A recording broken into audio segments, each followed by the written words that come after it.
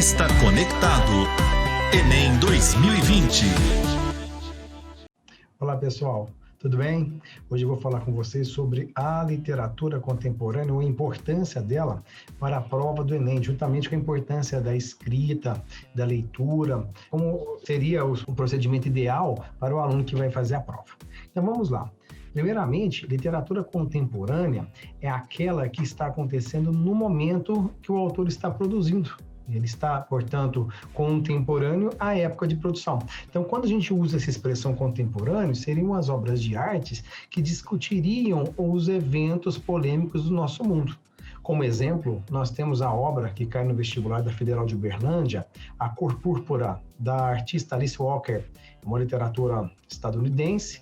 A personagem ela nasce mais ou menos aí no início do século XX, no sul da Geórgia, nas fazendas de algodão, naquela região que teve muito problema com a escravidão. Ela é negra, mulher, analfabeta, ela tem 14 anos de idade e começa a narrar um monte de situações vivenciadas por várias pessoas que se encontram na mesma situação que ela, como violência doméstica, bullying, agressão física, e ela termina a obra mais ou menos com 60, 70 anos de idade, né? Isso não fica bem preciso. Então isso mostra que ela passa ali por Segunda Guerra Mundial, até chegar mais ou menos nos anos 60, 70. A mesma coisa acontece com a obra de Marcelino Freire, Contos Negreiros, em que ele, em vez de focar a questão da escravidão na sua origem, no processo ainda das colônias da América do Sul, ele coloca a situação do negro que vive hoje nos grandes centros, das capitais. A gente chama de literatura contemporânea justamente porque ela vem abordar esses aspectos mais significativos e impactantes dos eixos temáticos que podem cair na prova de redação. Então, a vantagem das literaturas contemporâneas é que elas podem ser muito usadas como repertório cultural nos textos de vocês. Agora, o que você poderia ler para o Enem? Muitos alunos me abordam a respeito do que cai em termos de obras literárias nessa prova. Veja bem, nós temos dois tipos de provas de vestibular. Na área de literatura, elas são divididas assim: aquelas que têm lista de obras e as que não têm lista de obras. As que têm listas de obras, você tem um universo finito para estudar, que é o caso da Unicamp, é o caso da UFO, por exemplo, é o caso da FUVEST. E nós temos a literatura cobrada por escolas literárias, períodos literários, características dos períodos, principais autores e obras, que é o modelo do Enem, é o modelo da Unesp. Então, o Enem ele vai te cobrar uma obra nacional. Por que não tem uma obra específica, uma listagem para o Enem?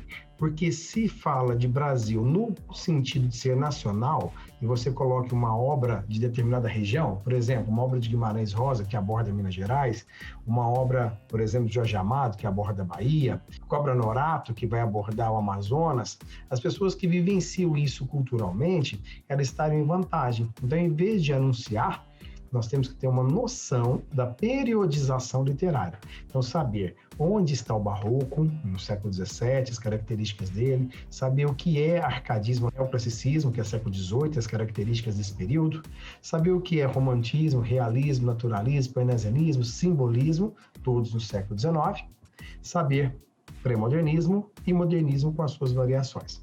Então, a melhor forma de se preparar para o Enem é justamente pensar em como foi feita a conexão entre o momento histórico vivenciado pelo artista e o que ele reflete na própria obra de arte. Muitas vezes isso é muito tranquilo. Então, os alunos que gostam muito de história, por exemplo, de filosofia, eles conseguem interpretar a obra ou chegar até determinada interpretação, justamente porque esse mecanismo proporciona uma análise mais próxima do que o artista escreveu enquanto reflexo da sociedade. Certo? Sugiro a vocês buscarem obras que falem, então, dessa construção de brasilidade, dessa construção de nacionalismo. Então, nós poderíamos falar de algumas, como a Carta de Pero Vaz de Caminha, que começa a discutir agora, né, para nós, no século XX para cá, né, a questão do nacionalismo, porque a carta em si, ela não é nacionalista, ela pertence a Portugal e defende os interesses de lá. Nós poderíamos falar dos artistas engajados, como alguns poemas críticos do Gregório de Matos, que ele critica aí a postura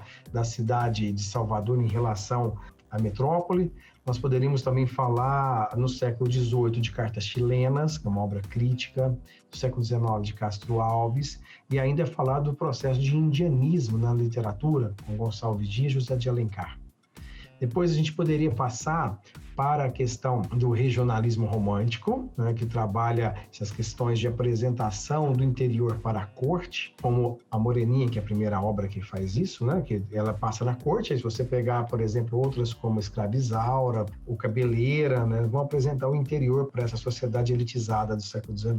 Obras como Tristinho de Policarpo Quaresma, com alto grau de nacionalismo, Macunaíma e os poemas de Oswald de Andrade, no livro Poesia para o Brasil, são indispensáveis. Aliás, Oswald de Andrade é o que mais caiu no Enem de 98 até hoje, tá? Porque ele trabalha a questão do antropofagismo, de criar uma literatura legítima e nacional, em que os valores nossos fossem respeitados. Agora, a panelinha do Enem, ela é composta aí, né, por José de Alencar, Machado de Assis, Carlos Drummond de Andrade, Clarice Lispector, Guimarães Rosa e Morte e Vida Severina.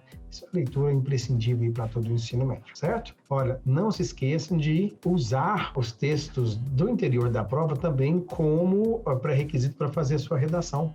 E a sua redação, ela vem com a coletânea, né? Mas também, como são 45 questões específicas com textos, é bem possível que alguns deles façam intersecção com o tema. Você pode aproveitá-los também, tá? E no mais, leiam não só obras literárias, mas muitos periódicos. O jornal também te ensina a forma de internalizar a pontuação, a forma de escrever, a forma de fazer com que o seu texto fique mais objetivo e além de te dar, dentro da nossa contemporaneidade, mecanismos para criar boas intervenções e que respeitem os direitos humanos. Certinho? Muito obrigado. Boa prova a todo mundo. Até mais.